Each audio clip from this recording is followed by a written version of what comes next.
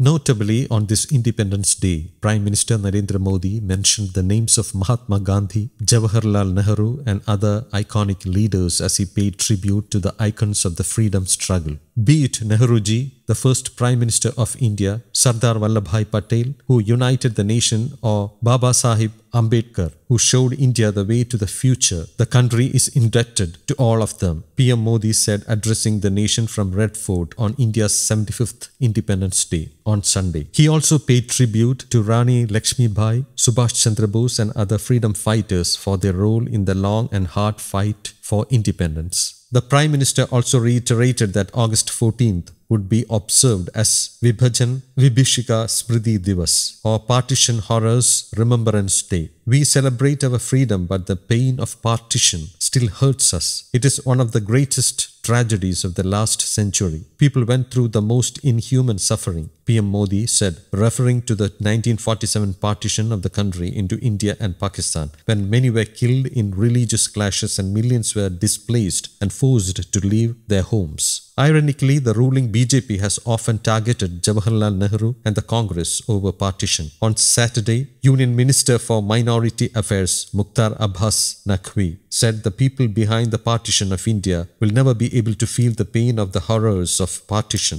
On one side, there were people who were suffering from this. On the other, there were people who were rewarded by this partition. I do not need to name which party was rewarded with partition, Mr. Naqvi was quoted by news agency ANI as saying.